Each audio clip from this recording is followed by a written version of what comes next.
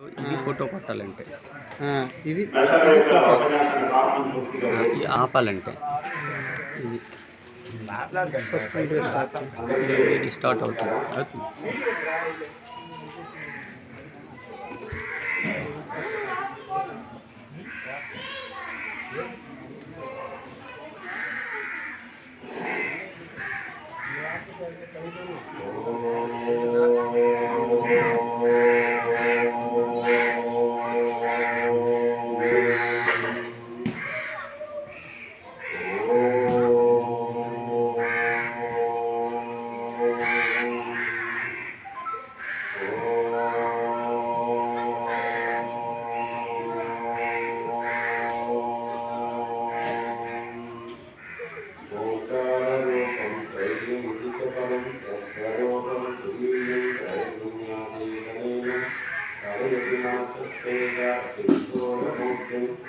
ఓం గోవింద బ్రహ్మరంద్రే సకల గుణమయం శ్రీహరిరేణ సంగం గంగం యదుముఖ మదితో వ్యాపకం చింతయంతి. ఓం భూర్భువః స్వః తత్సవితుర్వరేణ్యం భర్గో దేవस्य ధీమహి ధియో యో నః ప్రచోదయాత్. ఓం శాంతి శాంతి శాంతి. గురుగారికి అలాగే యాత్ర వేదాంత స్వర్ణానంద గారికి అలాగే వచ్చినటువంటి భాగవతోత్సవం అందరికీ పేరు పేరున నమస్కారం తెలియజేసుకుంటూ, మరి నా కాన్సెప్ట్ ఏంటంటే ఇది ఆధ్యాత్మికమైనటువంటి జీవనం. గురువుల తరగ దర్శనం గురువు గారు అయితేనేమి, పెద్దలు రాము గురువు గారు అయితేనేమి, అనేక మంది మహాత్ములు దర్శించి నేను అభిషించినటువంటి ఏదైతే మనం తెలుసుకున్నామో ఆ తెలుసుకుని కమ్యూనిటీకి తెలియజేసి ఈ మార్గంలో నడపాలి అనేటువంటి ఒక సదుద్దేశంతోనే ఈ ఆధ్యాత్మికమైనటువంటి భగవద్గీత పారాయణం అయితేనేమి, భాగవత సప్తాహం అయితేనేమి, గాయత్రి మహావిజ్ఞానం అయితేనేమి, అలాగే ఒక వ్యక్తిని తయారు చేయాలి. ఆ వ్యక్తి ద్వారా ఎందుకంటే మనలో ఆత్మలు మన నుండి కరెక్ట్ ఏమో తయారవ్వాలి, ఇంకొకరు తయారవ్వాలి అనేటువంటి ఒక మంచి ఉద్దేశంతో ఈరోజు ఈ కార్యక్రమాలు నిరంతరము ఒక నదీ ప్రవాహం లాగా ఆ భగవంతుడే మన ద్వారా మనకు ఒక పాత్ర అన్నమాట. అది ఏంటంటే భగవంతుడి యొక్క కార్యక్రమం చెప్పడానికి మనం ఒక పాత్ర ద్వారా పది నుంచి తెలియజేసేటువంటి భాగ్యం ఈ మానవ జన్మలో లభించడం నా తల్లిదండ్రుల యొక్క తీసుకున్నటువంటి పుణ్యం, వాళ్ళ ఆశీస్సులు ఈ మార్గంలో ప్రయాణం చేస్తున్నాము. తద్వారా అనేక మంది వ్యక్తుల యొక్క కలయిక. మరి ఈ సందర్భంలో మన పక్కనే మరి ఈ కార్యక్రమాల్లో మరి దాతలు సత్యనారాయణ గారు మరి దేవుడి సిగ్గుబడి ఆయన అనేక ఈ పారాయణంలో ఆయన పూజా విధానం అయితే ఆయన యొక్క కమిట్మెంట్ కానీ, సిన్సియారిటీ కానీ, డెడికేషన్ కానీ చాలా చక్కగా ఏ కార్యక్రమాన్ని ఆయన చెప్పినా బాధ్యతతో నిర్వహించడం, ఆ పూజా కార్యక్రమాన్ని పెట్టడం, సేవ చేయడం, ఆ విధంగా అతను మరి ఇలాంటి వ్యక్తులు తయారు చేయాలి అనేటువంటి ఉద్దేశంతో మరి ఇతని గురువును తయారు చేయాలి. ఎందుకంటే ఆయన ద్వారా ఎక్కువ ఉద్దేశం దైవాలయం జగత్సర్వం మంత్రాలయంతో దైవం తన మంత్రం బ్రహ్మజ్ఞాని ఆలయం. మరి ఆయన ద్వారా మంత్రాన్ని కూడా గండివ్వాలి. ఎందుకంటే ఒక గంటకి అయిపోతుంది. వీడియో గారు స్వర్ణానంద తర్వాత అనేక మంది చెప్పమన్నారు. అయితే ఆ ఉద్దేశంలో ఆయనకి గాయత్రి మహాయజ్ఞం చేసి ఎన్నో చేసి కూడా గాయత్రి మంత్రం చేస్తున్నాం. ఒక 21,600 గాయత్రి చేసి చేయడం. తద్వారా మరి స్వామి స్వర్ణానంద గారు మొన్న మా గృహంలో భారత సప్తాహ కార్యక్రమం జరిగేటప్పుడు ఆయన్ని మంత్రోపదేశం చేయడం. ఇదంతా కూడా భగవంతుడి యొక్క సంకల్పమే తప్ప ఏ వ్యక్తి చేస్తే ఇటువంటి కార్యక్రమాలు జరగలేదు. భగవంతుని అనుగ్రహం ఉంటేనే ఆ కార్యక్రమాలు జరుగుతాయి. మరి ఆ సందర్భంగా చూడండి, ఒక విలేకరు ఏంటంటే ఫస్ట్ అతని గురువు గారు రాము గురువు గారు శ్రీరాముడు గారు ఆయన నేను ఉపదేశం ఆయన గురువుని తయారు చేయడమే ఆయన చేశారు. మరి ఎవరు చేస్తారు? వీడియో గారికి అడిగాం, ఆయనకి టెస్ట్ చేయాలి, ఆయనకి ఇంద్రియాలు అదుపులో లేవు, ఆయనకి తయారవ్వాలి అని ఒక విషయాన్ని ఆయన బయటపడడం జరిగింది. మరి ఆయన తయారు చేయాలి, మహాసంకల్పం చేస్తున్నాం, ఆయన ఎలాగైనా గురువు తయారవ్వాలి. వెంటనే గణేశ్వర గురువు గోవిందరావు గారికి ఫోన్ చేయడం జరిగింది. ఆయన కూడా నాకు లేదు, నేను ఎవరైనా అడిగారు. లాస్ట్కి గలావరి గురువు గారు అక్రమాలండి చూడండి, విలేజ్కి చెప్తాను. ఎప్పుడు కూడా మనం ఆధ్యాత్మిక జీవనకు రాకపోతే ఏమీ లేదండి, వస్తే దాని అనుష్ఠానం చెయ్యాలి. ఆయన చాలా పెద్ద గురువు, కానీ ఆయనకున్నటువంటి వ్యసనం చుట్ట తాగలేకపోతే ఆయన ఉంటాడు. మనం ఈ పవిత్రమైనటువంటి కార్యక్రమాలకు వచ్చాం, ఇక్కడ చుట్ట కానీ మనకి ఏ విధమైనటువంటి విశుద్ధ కర్మం చేస్తే శాఖకర్మ. భగవద్గీతలో వ్యవసాయ ముఖ్య వర్తతే కామకారత నచ్చేది మవాసోకి నష్టం నగరం నా గట్టి తెలిసాడు. మనకి శాస్త్రం ఏం చెప్తుంది, బాహ్యం కానీ అంతర్ముఖం కానీ కొన్ని ధర్మాన్ని మనం ఆచరించాలి. మరి ఆ ఆచరించకపోతే ఎలాగ పతనం అవుతుంది అనేది ఉదాహరణ. ఆ గలాలో గురువు గారు ఆ రాత్రి చెప్పాం, సార్ మరి మీరు స్వామి గారు ఉంటారు, శ్రీనివాసానంద స్వామి వస్తున్నారు, మీరు గృహస్థులు, శ్రీనివాసానంద స్వామి చేయడానికి పంపించారు, మరి మీరు ద్వారా ఆయనకి గురువుగా తయారు చేయండి. ఆయన అటు ఇటు ఈ సర్టిఫికేట్ నాకు కాదు, నేను ఆయన పరీక్ష చేయాలన్నాడు. సరే మీకు ఇష్టమేనండి, అతను శిష్యులు అవ్వాలనుకుంటుంది కదా. ఎందుకంటే గురువుకి శిష్యుడు దొరకడం గురువు అదృష్టం, శిష్యుడు దొరకడం గురువు దొరకడం గురువు అదృష్టం. ఈ రెండు గుర్తులు జరుగుతాయి, లేకపోతే జరగవు. ఆయన మార్నింగ్ ఏంటంటే లోపలికి కాల్చుకోవడం చెప్తున్నాడు. చూడండి, కాల్సు తెల్లవారు సరిగ్గా డౌన్ అయిపోతుంది, కళ్ళు బ్యాలెన్స్ చేస్తున్నాడు, ఏ టైం పోతుందో తెలియదు. అటువంటి పరిస్థితి కానీ నా పరిస్థితి బాగుందని చెప్తున్నాడు.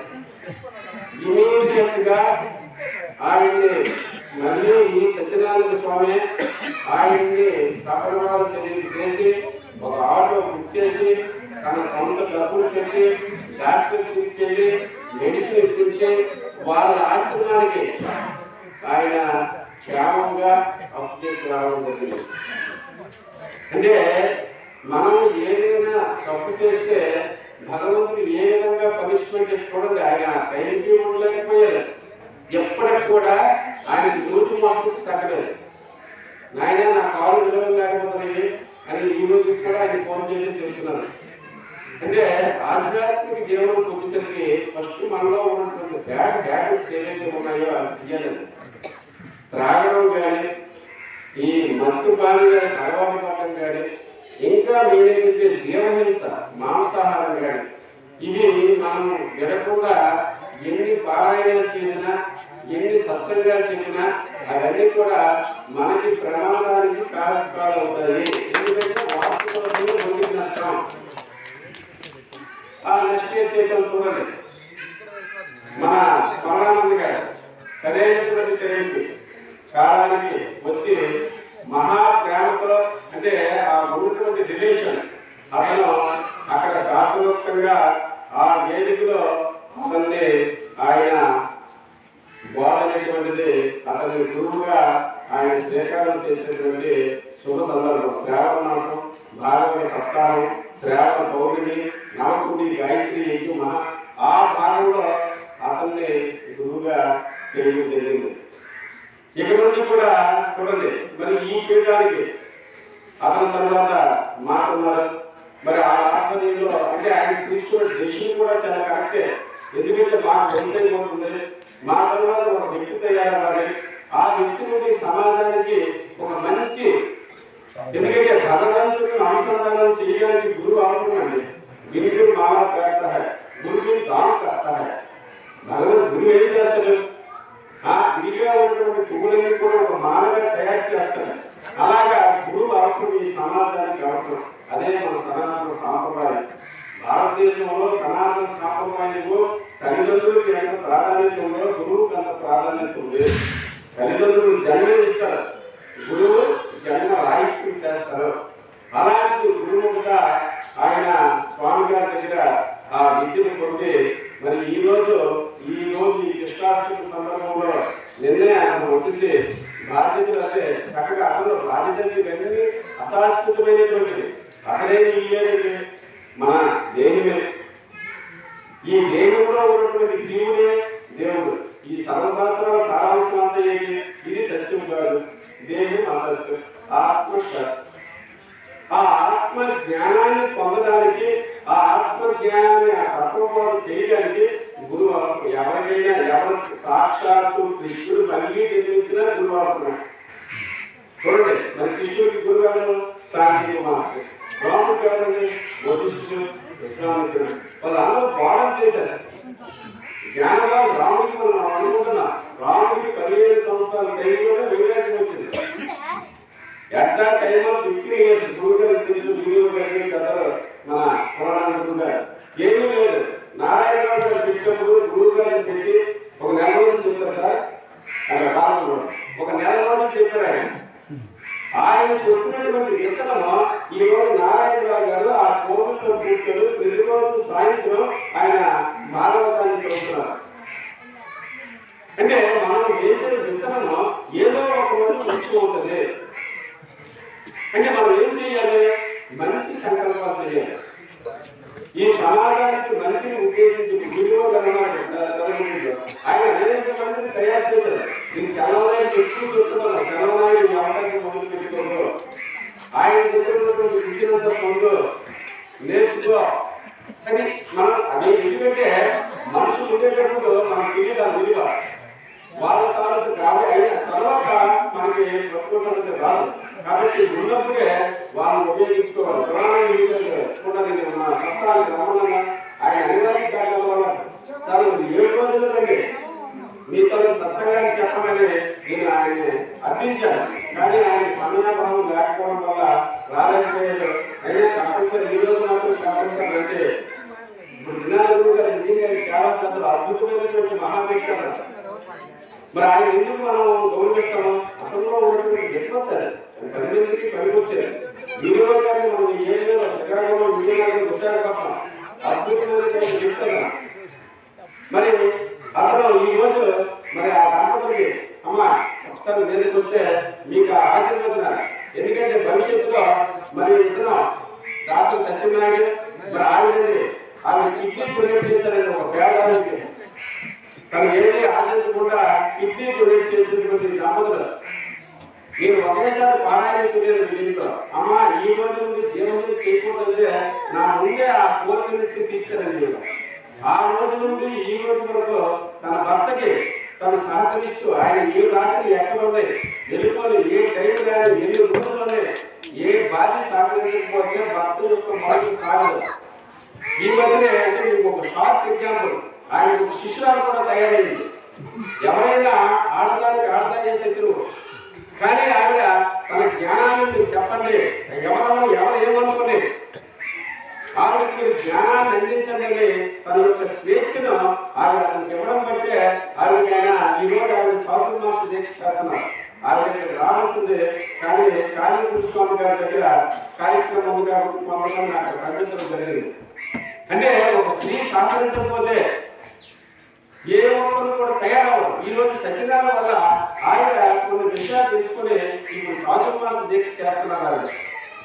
అంటే ఒక వ్యక్తి నుంచి ఒక వ్యక్తి తయారవ్వాలి అనేటువంటి కాన్సెప్ట్ మరి ఆయన సహకరించబట్టే ఈరోజు జరుగుతుంది. మరి ఈరోజు మరి మన స్వామి గారు అతను తయారు చేశారు ఈ చేయడానికి. మరి భవిష్యత్తులో కూడా ప్రతి నెల భగవద్గీత పారాయణ మరి కంప్లీట్ చేయండి. దానికి కావాల్సిన ఏదైనా సరే మేము ఆర్థికంగా మేము ఉపయోగపడతాం, చేస్తాం. ఏది చేయాలనుకున్నాం మీరు కూడా కార్యక్రమం నాకు ఏదైనా ముందు చెప్పాలంటే అది చెప్పడం, ఆ కార్యక్రమం జరగడం. అంటే మనం అందరం సహకరించాలి. సత్కర్మలకి చేస్తేనే ఇంకొక తయారవుతారు. ఈ రోజు మరి సత్యంగా తయారయ్యారు. మరి ఈ రోజు మరి పెద్దలుగా ఒకసారి వాళ్ళందరికీ ఆశీర్వచనాలు చేయవలసిందిగా దాన్ని తీసుకొచ్చాం. తెలుసు మరి అలాంటి వ్యక్తి నెక్స్ట్ ఏదైనా సరే మానవతారం చేయడం కానీ ఆయన అలాగే నేను మన చలవనానికి కూడా నెక్స్ట్ రెడీ అవ్వాలని చెప్తున్నాను. తనలో ఉన్నటువంటి బలహీనతలు విడిచిపెట్టడం కోసం ఏ బలహీనతలు ఉన్నాయో ఆ బలహీనతలు విడిచిపెట్టకపోతే మనం బలంగా తయారవ్వము. ఫస్ట్ మన బలహీనతలు తీయాలి. అదే నా కాన్సెప్ట్. వీడియోలు వాళ్ళ ఆశించి మరి నెక్స్ట్ వాళ్ళు మీ యొక్క జనరేషన్ మీ తర్వాత ఆయనకి మరి స్మరణానంద గారు ఫోటో తీస్తారు.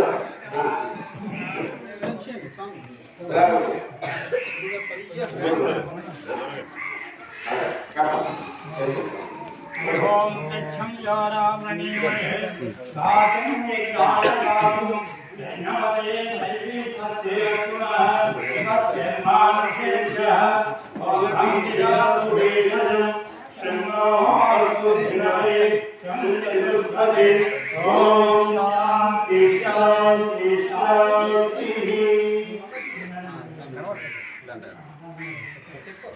ఓం త్ర్యంబకం యజామహే సుగంధిం పుష్టివర్ధనం ఉర్వారుకమివం ధనాం వృక్షోన్ముఖీయమామృతాం. త్ర్యంబకం యజామహే సుగంధిం పుష్టివర్ధనం ఉర్వారుకమివం ధనాం వృక్షోన్ముఖీయమామృతాం. ఓం శాంతి శాంతి శాంతి. ఓం జై శ్రీరామ్, జై శ్రీరామ్, జై శ్రీరామ్, జై శ్రీరామ్, జై శ్రీరామ్, జై జై శ్రీరామ్. మరి ఇదంతా కూడా భగవద్గీత. ఏ ఒక్క సంకల్పం కాదు, భగవద్గీత. మరి ఈరోజు పరమానంద గారి తాలూకా ఆధ్వర్యంలో ఆయన పరంపర మరి దాసు సత్యనారాయణ గారు ఇక్కడ ఈ ఆశ్రమానికి ఆయన ఉండి తనతో ఏ విధమైనటువంటి సేవా కార్యక్రమాలు ప్రతి నెల కూడా ఒకసారి ఏం చెప్పడం జరిగిందంటే ప్రతి నెల ఒక పారాయణం ఇక్కడ చేయండి, మమ్మల్ని అందరినీ చూడండి, దానికి కావాల్సిన ఏది సహాయ సహకారాలు అందించడానికి జరుగుతుంది. అలాగే పాలకొండలో నారాయణ గారు, యోగేశ్వరరావు గారు ఆధ్వర్యంలో ప్రతి 2వ ఆదివారం అక్కడ కంటిన్యూ అక్కడ కార్యక్రమం జరుగుతుంది. ఇదంతా ఏంటంటే మనం నిరంతరం ఈ భగవంతుడి యొక్క అనుగ్రహాన్ని 10 మందికి అందించడానికి తప్ప ఏ వ్యక్తి యొక్క గొప్పతనమో లేకపోతే మనం వ్యక్తి అంతకాలం చేయగలం, మనం కొంతకాలం భగవంతుడి శక్తి మనకి కావాలి. మరి ఇటువంటి కార్యక్రమంలో వీడియో తర్వాత చంద్రబాబు గారు కూడా నేను రిక్వెస్ట్ చేస్తున్నాను. వీడియో స్మరణానంద ఆయన కూడా తయారవ్వాలి. ఎందుకంటే భవిష్యత్తులో మనం తిరగాలి కాదు, ప్రతి వ్యక్తి ఒక మహోన్నతమైనటువంటి శక్తిగా తయారయ్యి మన ద్వారా మనం ఒక్కళ్ళు మార్చితే చాలు, మరి ఇంకేం అక్కర్లేదు. 1 to 1 1+1 ఏమీ అక్కర్లేదు. ఫస్ట్ బ్యాడ్ హ్యాబిట్స్ మనలో ఉన్నటువంటి బలహీనతలు ఫస్ట్ తీయాలి. భగవంతుడు మనం చూడండి, యుక్తాహార విహారస్య యుక్త శేషస్య కమలసు యుక్త స్వప్నావాదస్య యోగో భవతి చుక్కః. అంటే మనం తినే ఆహారం ఎక్కువ సాత్వికము, మితము, హితము.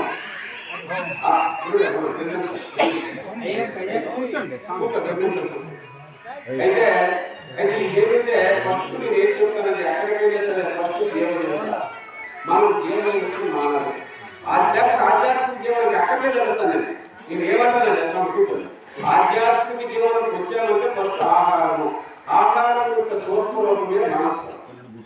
మన మనస్సు ఎలా ఉన్నదంటే మనం ఎటువంటి ఆహారం తీసుకుంటే అటువంటి మనస్సు అని, ఆ మనస్సు ఉంటే అటువంటి కర్మం చేస్తాం, ఎటువంటి కర్మం చేస్తే అటువంటి ఫలితాలు వస్తాయి. అంటే మనస్సును బట్టే ఆధారపడి ఉంటుంది అనేది మన భాగవతం కానీ రామాయణం కానీ ఇవన్నీ ఏ గ్రంథాన్ని జీవితాన్ని తీసుకోండి.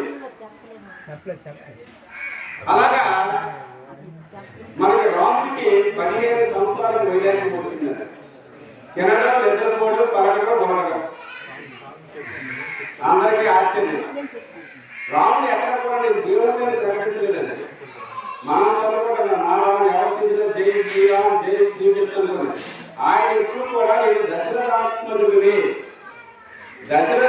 కుమారుడిని దశరథాత్మజుడిని అని చెప్పాడు. ఆయన మానవ అవతారంలో వచ్చినటువంటి ఒక దేవుడిగా మనం ఆయన చేసినటువంటి మంచి పనుల వల్ల దేవుడిగా చూపిస్తున్నామో కీర్తిస్తున్నామో పూజలు చేస్తాము.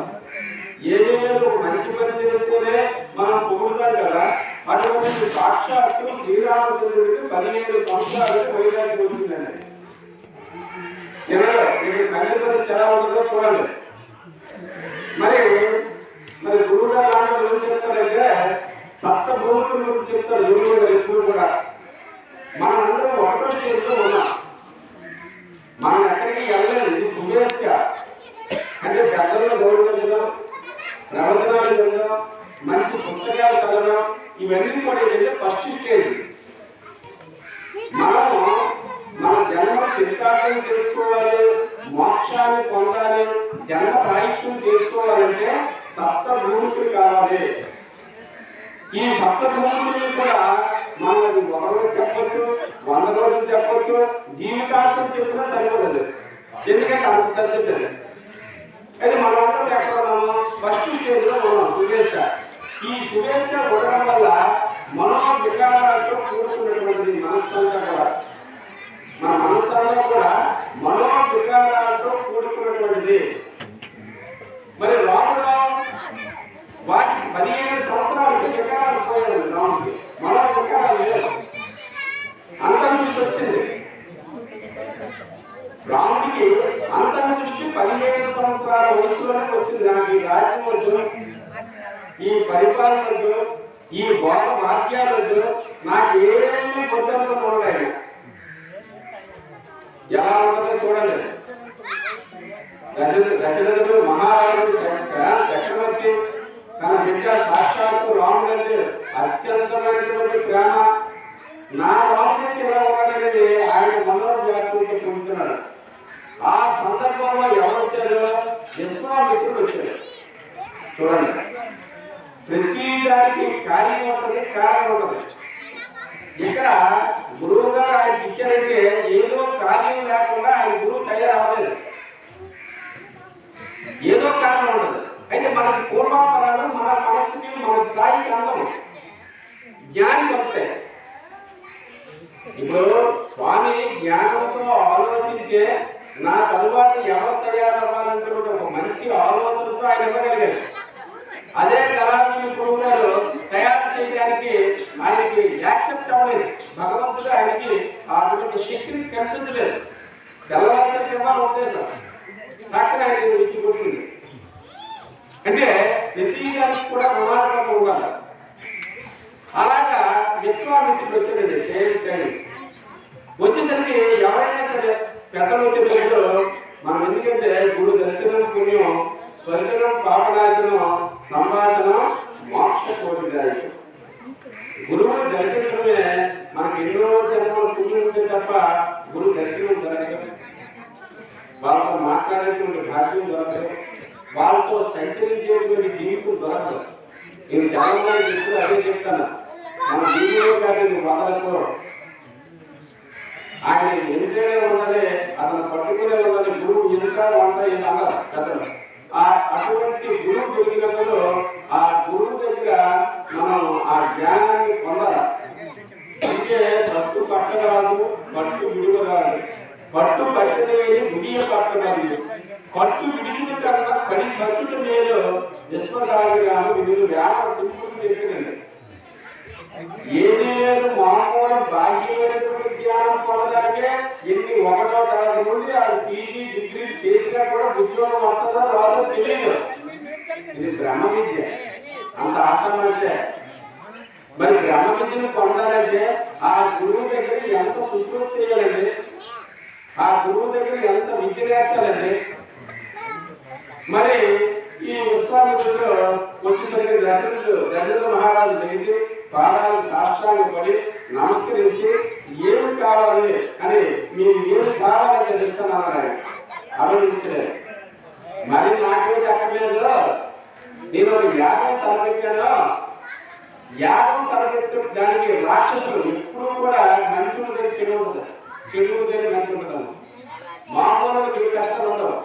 ఎవరో మంచిగా బతుకుతున్నప్పుడు వాళ్ళకి ప్రముఖాలు దానికి వార్తలు టెస్ట్ ఐటమ్స్ పరీక్షలు మనం నెగ్గాలి.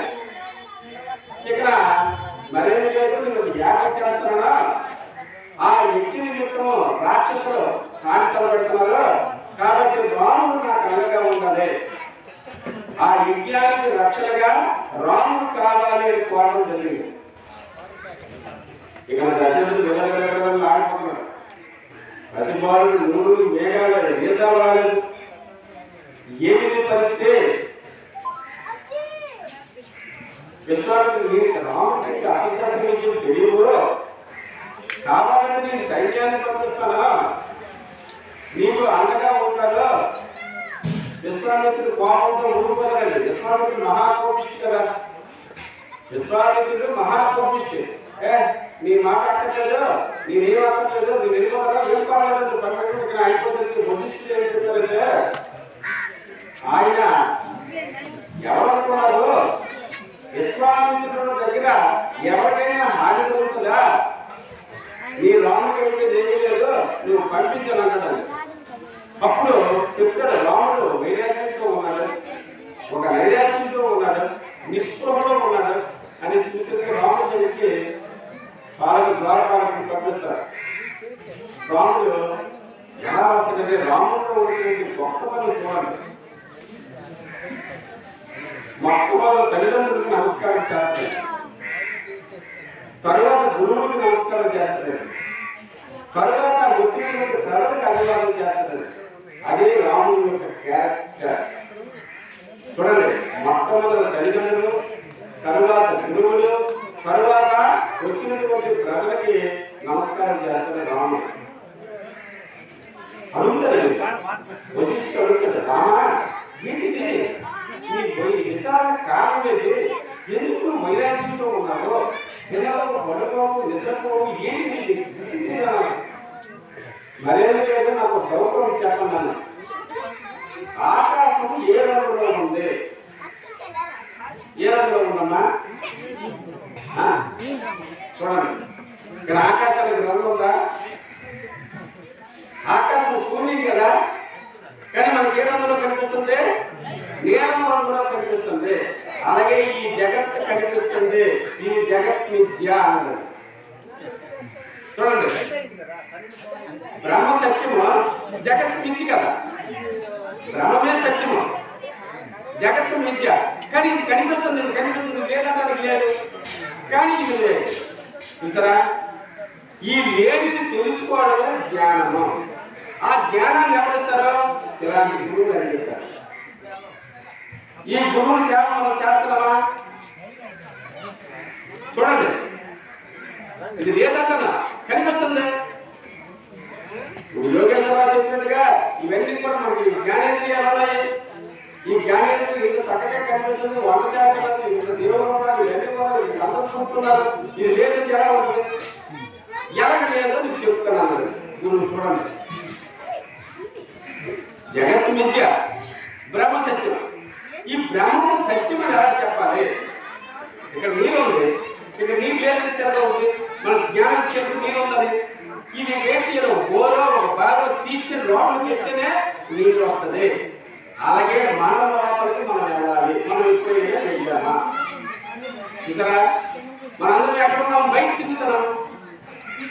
చూడండి, అన్నదమ్ముడు మాయ, ఆడుతుడు మాయ, తల్లి మాయ, తండ్రి మాయ, తాడు మాయ, త్యాగీయుడు మాయ. ఈ మాయలో కూర్చునే మనందరం కూడా నాది, నేను, నా ఇల్లు, నా పిల్లలు, నా కుటుంబం, ఇలాగ జీవుడు ఈ చక్ర బ్రహ్మంలో తిరుగుతూ నిరంతరము ఈ దుఃఖ రోగ సంసారంలో పడిపోయి ఉన్నాడు. కాబట్టి భగవంతుడు తెలుసుకోలేకపోతున్నాడు. అందుకే ఈ సంసారం అనేది దుఃఖం. మీరు ఎవ్వరు అడగండి, సంసారం అంతా కూడా నిస్సారమే. ఎవరైనా ఆనందంగా ఉన్నారని అనుకుంటే వాడు దీని నుండి ఆ బ్రహ్మ జ్ఞానం ఎవరైతే ఉన్నారో, ఆ బ్రహ్మ తత్వాన్ని ఎవరైతే తెలుసుకున్నారో, ఆధ్యాత్మిక జీవనంలో ఎవరైతే సంచరిస్తున్నారో వాళ్ళే మనకి ఆదర్శప్రాయులు. వాళ్ళని చూసి మనం నేర్చుకోవాలి. మరి ఇక్కడ రాముడికి అప్పుడు గురువు ఏం చేస్తాడు, ఆ గురువు చూపిస్తాడు. అప్పుడు వశిష్ఠుడు చెప్పాడు, రామా నీకు కథ చెప్తాను విన్నాను. నీకు వైరాగ్యం వచ్చింది, ఇదంతా లేదంటారో ఇదంతా కరెక్టే. నీకు కథ చెప్తాను విన్నాను. ఏంటి కదా మరేమీ లేదు.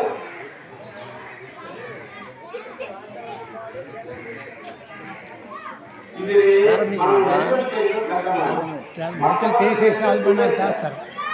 రెండో స్టేజ్ అంటే విచారణ చెయ్యాలి. విచారణ చెయ్యాలి. అసలు ఏంటి, నేనేంటి, నేను ఎందుకు వచ్చాను, నా జీవితం ఏంటి, ఏంటి అంతా కూడా మనందరికీ తెలుసు. బాల్యం, యవ్వనం, కౌమారం, వృద్ధాప్యం. భగవద్గీతలో ఉంది, దేనిలో వస్తుంది యథావిధిని కౌమారం యవ్వనంతర సదా దేహాంతర ప్రాప్తికి జీవనశాస్త్రం నమోస్తుంది. మనకు తెలుసుకున్నట్టుగా బాల్యం అయిపోతుంది, తెలుసుకున్నట్టుగా యవ్వనం అయిపోతుంది, తెలుసుకున్నట్టుగా కౌమారం అయిపోతుంది, తెలుసుకున్నట్టుగా వృద్ధాప్యం వచ్చేస్తుంది. ఇక వృద్ధం వచ్చేసరికి మేము తెలుసు బీపీ షుగర్ టైం అయిపోతుంది, భోజనం లేకపోతే ఆగలే చూడండి ఎన్ని బాధలు. అంటే జన్మ దుఃఖం, ధరా దుఃఖం, జాయా దుఃఖం, సంసారం దుఃఖం. లాస్ట్ కేటమ్మా ఈ సంసారం అనేది దుఃఖము. మరి రామా నువ్వు బయటికి రా. ఎలా బయటికి రావాలి నేను ఒక కథ చెప్తాను. పూర్వము ఈ ఇక్ష్వాకు వంశంలోనే పద్మరాజు లీలావతి అనేటువంటి దంపతులు ఉన్నారు. వాళ్ళు చక్కగా పరిపాలన చేస్తున్నారు. పద్మరాజు లీలావతి ఆ ఇద్దరు దంపతులు కూడా చాలా ప్రజల్ని రంగబిడ్డలుగా చూసుకొని పరిపాలన చేస్తున్నారు. అయితే ఆయనకు కోరిక వచ్చింది. భగవద్గీతలో ఇంద్రియాన్ని మనోబుద్ధి అత్యాధిష్టానముచితే యాజని మోహన జ్ఞాన మావృత్తి మన మనస్సు బుద్ధి ఇంద్రియాలకి నివాస స్థానం. మనస్సు బుద్ధి ఇంద్రియాలు ఇవే కామానికి నివాస స్థానాలు. మన సబ్జెక్టు మన సాధన అంతా ఎక్కడ జరగాలంటే మనస్సు బుద్ధి ఇంద్రియాలు.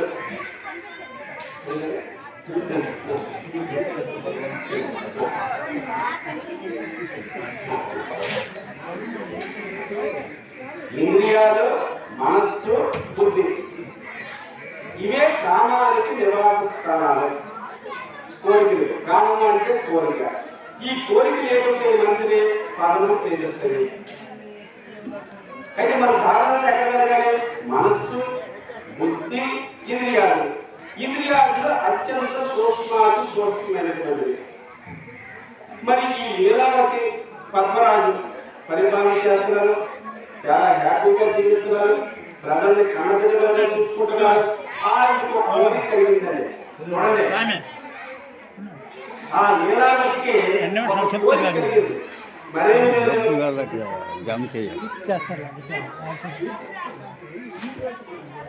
లీలావతికి ఒక కోరిక కలిగింది. మరేమి లేదు, మాకు యవ్వనం అలాగ ఉండాలి, మాకు చావు రాకూడదు, ఇద్దరు అభిమానమైనటువంటి దాంపత్య సుఖదేవుల పొందుతూ మేము శాశ్వతంగా ఉండాలని కోరిక. శాశ్వతంగా ఉండాలని కోరిక కలిగింది ఆమెకి, లీలావతికి. ఇద్దరు యవ్వనంతో ఉన్నారు, అపరూప సౌందర్యంతో ఉన్నారు, రాజ్య భోగాలు ఎవరైనా కోరుకుంటే ఎవరైనా కోరుకుంటారు. అందరూ దుఃఖాన్ని పొందుతుంది, అందరూ సంతోషంగా ఉండాలని కోరుకుంటారు. కష్టాలు కావాలా, కష్టాలు మనకు ఎక్కడలేదు, ఎవరు సుఖం ఉండాలని మనం కోరుతున్నాం. అసలు యాక్చువల్గా భగవంతుడు ఎలా పుట్టిందిగా మనిషి బలహీనతకు భగవంతుడు పుట్టలేదు. బలహీనతగా భగవంతుడు మొదలలేదు, ఏదో ఒక బలహీనత, అది ఏదవ్వచ్చు, ఆ బలహీనతే భగవంతుడు చేస్తుంది.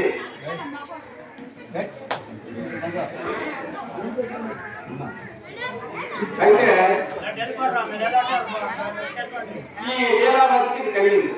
మరి రాజు కదా, అక్కడ ఉన్నటువంటి పెద్దలు చూశారు, పండితులను చూశారు, గురువులను చూశారు, యతీశ్వరులు చూశారు, మునీశ్వరులు చూశారు. ఆ డౌట్ ఏంటే, మేము ఏం చేస్తే మాకు వృద్ధాప్యం రాకుండా ఉంటుంది, మేమేం చేస్తే మరణం రాకుండా ఉంటుంది, మేము ఏం చేస్తే ఈ సుఖాలన్నీ అనుభవిస్తాము అనేటువంటి అడుగుతున్నారు అందరికీ. మరి ఎవరో చెప్పలేకపోతున్నారు. ఎవరి దగ్గరికి వెళ్ళినా మరి అక్కడ ఎవరు చెప్తారు? మనందరికీ తెలుసు జన్మేంద్ర జన్మం మరణం ఈ రెండు తప్ప ఏ జీవుడు కూడా జన్మము మరణం ఈ రెండు కంప్లీటెడ్. ఇక లాస్ట్కి మరేది లేదు వెళ్ళేవాళ్ళు మరేం లేదు. ఏదైతే సరే నువ్వు తపస్సు అయ్యో మీరు తపస్సు చేస్తే ఏంటి భగవద్గీతలో ఉంది ఇష్టాన్ని భాగాలు గురువుంది ఇరువాయుగా కైకుంటాలు ఏ ప్రకారం పుట్టే జ్ఞానం ఏమో సహా మనం ఏదనుకుంటే జరిగిపోతుంది బాహ్యంలో జ్ఞానం రావడమే కష్టం. చూసారా బాహ్యంలో ఏ సంకల్పం చేస్తే ఇప్పుడు అవసరమైనా రేపైనా ఎల్లుండైనా ఎన్ని జన్మలకైనా తప్పదు. ఈ యుద్ధం మోక్షమవుతుంది ఏదో ఒక రోజుకి తప్పదు. అలాగా నువ్వు తపస్సు చెయ్యు అని మన బీవో గారి మహర్షి కూర్చుందండి ఇక్కడ తపస్సు చేస్తాను. మనం ఏంటంటే ఆ టైం మనకి కృతయుగం త్రేతాయుగం. త్రేతాయుగంలో ఇలా కూర్చునేసరికి ప్రత్యక్షం ఉంటున్నాం. ఇప్పుడు కూడా ప్రత్యక్షం అవుతుంది కానీ మనం కూర్చోవడం చూసారా. అందుకే పవిత్రాలయ సాధువుగా వినాశాయ తీసుకుంటాం సర్వసంస్థాయ సంభవాన్ని యుగే యుగే ప్రతి యుగానికి కూడా మహాత్ములు జన్మిస్తారు ధర్మాన్ని కాపాడాలి. మరి ఈరోజు ప్రపంచంలో ఈ ఆశ్రమంలో పేరుకుంటుంది ఆ ధర్మాన్ని కాపాడాలి. ఆ ధర్మాలంతా తన జీవితాన్ని వారి త్యాగం చేశారు. లేకపోతే వాళ్ళు కూడా హ్యాపీగా అక్కడికి అక్కర్లేదా అవన్నీ మొక్కొచ్చారండి. దేనికి వచ్చారు? ఒక ధర్మాన్ని నిలబెట్టడానికి ఆశ్రమాలు. అమ్మ కోటి దేవాలయాలు దర్శిస్తే ఎంత పుణ్యమో ఒక ఆశ్రమం దర్శిస్తే అంత పుణ్యం లభిస్తుంది. అందుకే పుణ్యం కొద్ది పురుషులు దానం కొద్ది బిడ్డలు. అందుకే ఇప్పుడు సత్కర్మం చేయాలి. గృహస్థాశ్రమ ధర్మం ఏంటంటే మనం ఆశ్రమ ధర్మాలు గురువులకి సేవ చేయడం వాళ్ళకి కావలసినటువంటి సహాయ సహకారాలు ప్రతి గృహస్థులు చేయవలసినటువంటి అవసరం ఎంతైనా ఉంది. తద్వారా మనం పుణ్యం లభిస్తుంది. పుణ్యం లేకపోతే పాపం పెరుగుతుంది. మళ్ళీ పునరుద్ధరణ పునరుద్ధరణ పునరుద్ధరణ జగన్ ఎన్ని సంవత్సరాలే భవిష్యత్తాలే విద్యాకాలే కాలిపడాలి బెదరోగం. మనం ఇప్పటికీ ఎన్నిసార్లు కూర్చోమో ఎన్ని లక్షలు జనం చేస్తామో ఏ రోజులో కూర్చోమో ఏం చేస్తామో మనకు తెలియదు. ఎందుకు అవన్నీ అయితేనే ఆ కర్మరాలుగా అనుసరించి భగవంతుడి జ్ఞానంతో మానవతలో మనకు ప్రసాదించాడు. ఈ జన్మను మనం వదిలిసినా మరలా మనం నరకంలో పడుతున్నాం. అందుకు ఈ జన్మత్వం ఆ దుఃఖం కలపకుండా ఇది ఆకలితో పెట్టుకోవాలి. మరి అక్కడ వాళ్ళు కూడా సరస్వతి దేవిని ప్రత్యేకం చేశారు. సరస్వతి దేవి ఏ దేవుడు కూడా వర్ణిస్తారు చాలా అన్నారు. ఇలా కొన్ని వేల సంవత్సరాలు వాళ్ళు పరిపాలన చేశారు. కాంపదేశ ఉద్యోగాన్ని పొందారు. వాళ్ళు చనిపోయారు.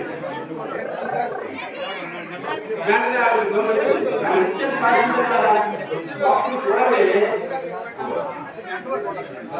వెంటనే పంపరాజు అమ్మ సరస్వతి ప్రత్యక్షమైతే ఒక పుష్పాలు రాసి పెట్టి అతన్ని మంచం ఉంచేసి రా నీకు జ్ఞానపాఠ చేస్తున్నాం మరేమీ లేదు రా అని తీసుకెళ్ళేసరికి ఆమెకి తన భర్త ఒక రాజ్యంలో పరిపాలన చేస్తున్నాడు. ఆశ్చర్యంగా అదే నా భర్త ఇప్పుడు చనిపోయాడు కదా. అంటే మనం ఎప్పుడు కూడా ఇది భూతాకాశం చిదాకాశం చిత్తాకాశం 3 ఆకాశాలు అన్నాం. భూతాకాశంలో ఉన్నాం అందరం. అప్పుడు గోపాలు అప్పుడు ఇప్పుడు మీరు రామ్మోహన్ చదవనాయుడు అన్ని భూతాకాశాలు అంటే కనిపిస్తుంది.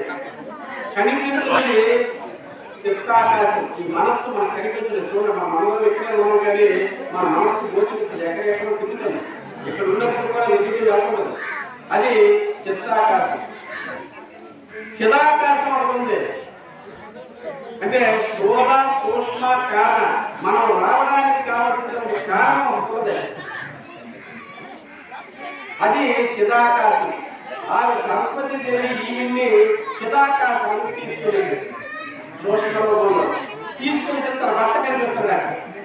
అదే నిన్ను చనిపోయాడు నా భర్త ఇప్పుడు ఉన్నాడు అమ్మా ఈ మనో ప్రపంచమే మనస్సు లేకపోతే మనకి జీవితం ఈ ప్రపంచమే లేదు.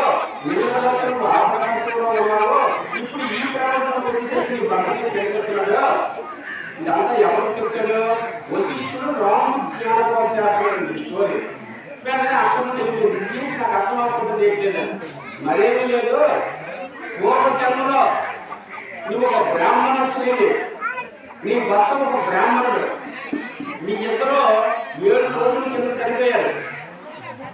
7 రోజుల కింద చనిపోయారు. మీ పిల్లలు అక్కడ ఏడుస్తున్నారు. పదననుకుని ఈ నాకు తీసుకెళ్ళింది. వాళ్ళు మా నాన్న చనిపోయి వాళ్ళిద్దరు పిల్లలు కూతురు ఏడుస్తున్నారు. ఏంటిదంతా అక్కడ ఉంది. నేను అక్కడేంటి నా భర్త అక్కడ ఉంటున్నాడు, ఎక్కడ నుంచి భర్త కనిపిస్తున్నాడు, నా పిల్లలు అక్కడ కాదు, నా బ్రాహ్మణుడు అన్నాడు. చూసేసరికి అక్కడికి వెళ్ళేసరికి వాళ్ళు ఏడుస్తున్నారు. చూడండి, వారికే సంకల్పం కలిగింది. రాజుగారు ఏడుగుతో ఊరేగించి చేస్తున్నారు. రాజుగారు ఏడుగుతో ఊరేగించి చేస్తుంటే ఆ రాజేసి వెలుగుగారిని పోస్తున్నాడు. ఆ రాజులాగా నేను ఎలా అవుతానా అనుకునే సంకల్పం కలిగింది. కలిగేసరికి అక్కడ చనిపోయేసరికి కప్పరాజుగా జన్మకు వచ్చాడు. ఆ భార్య తట్టుకోవడానికి ఆవిడ చనిపోయే కప్పరాజు భార్యగా వీరభద్రకి జన్మకు వచ్చాడు. అంటే అక్కడ సంకల్పం కలిగేసరికి ఇక్కడ రాజు రాణి కొన్ని వేల సంవత్సరాలు పరిపాలించారు. చనిపోయింది అక్కడ 7 రోజులే, ఇక్కడ వేల సంవత్సరాలు కనిపిస్తుంటాయి. ఈ నిమిషంలో భర్త అక్కడ ఉన్నాడు. ఏంటి నాకు అక్కడి జ్యోతిగా ఉంది. నాయన ఇదంతా స్వప్నమేదే, ఇదంతా ఏంటి రామా, ఇది స్వప్నమా, నువ్వు ఒక పని నిమిత్తం నువ్వు వచ్చావు. ఇదంతా ఆయా వస్తువు నీ దేవుడికి సత్యదాడు. మనం అంతా రాత్రి నిద్రపోయేటప్పుడు స్వప్నం ఎంత సత్యమో ఈ జీవితం కూడా అంతే సత్యమో. కాబట్టి ఈ కోరి ఎందుకు చెప్పాలంటే మనకన్నీ పాటలు. ఇప్పుడు గ్రామంలో పాటలు కొన్ని అయిపోకుండా ఎవరికైనా. అలాగే మనం కూడా మన ఇంట్లో మన ఆస్తి, మన బాధ, మన అధికారం ఇవన్నీ క్షణం చెప్తాం, క్షణం చెప్తాం, క్షణం చెప్తాం, క్షణం చెప్తాం. క్షణం నాడు నమస్తు కరుణా నాస్తి, మాతా నాస్తి, పితా నాస్తి, బంధు నాస్తి. చూడండి, అర్థం నాస్తి, గృహం నాస్తి, తస్మాత్ జాగ్రత్త జాగ్రత్త. భూమి సత్యం కాదు. సత్యం దొరికితే మనం దేనికి వచ్చామంటే భగవంతుని తెలుసుకోవడానికి వచ్చామండి. అది ఒక్కటి మన ఆధ్యాత్మిక జీవనంలో వచ్చేసరికి మనం ఎలా రావాలంటే భగవంతుని గురించే ప్రార్థన చేయాలి. ఈ పారాయణాలు, ఈ గ్రంథాలు దేనికి? భగవత్ తత్వాన్ని తెలుసుకోవడానికి. అది తెలుసుకోకపోతే లక్ష పారాయణాలు చేసి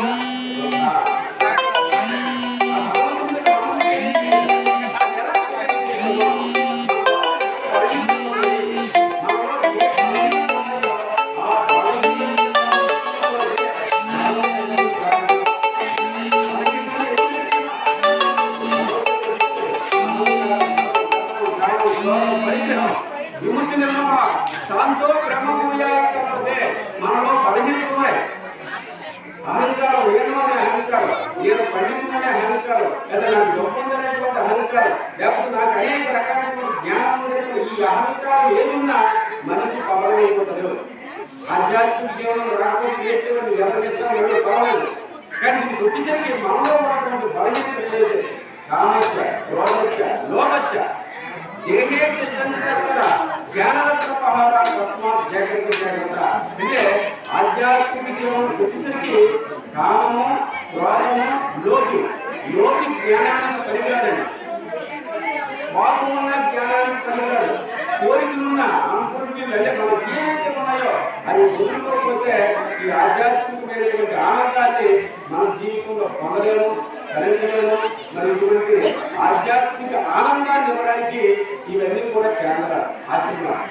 అందుకు ఆశీర్వాదం దర్శించండి, గురువుని దర్శించండి, గురువుల యొక్క సేవ చేయండి. వాళ్ళ ద్వారా మనము అనేకమైనటువంటి విషయాలు తెలుసుకొని జన్మ రాయితీ చేసుకోవాలి.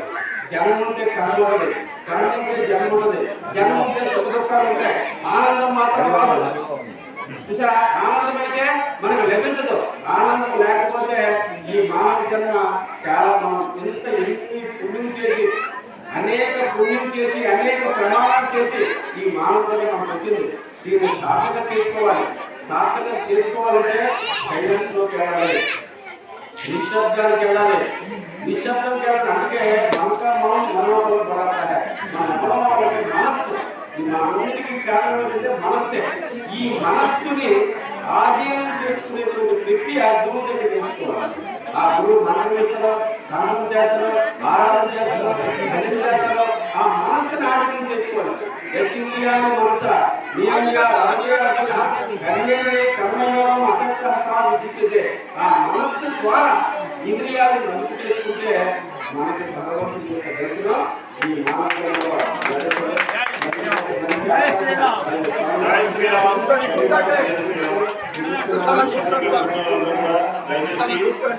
ఇప్పుడు మన ముఖ్య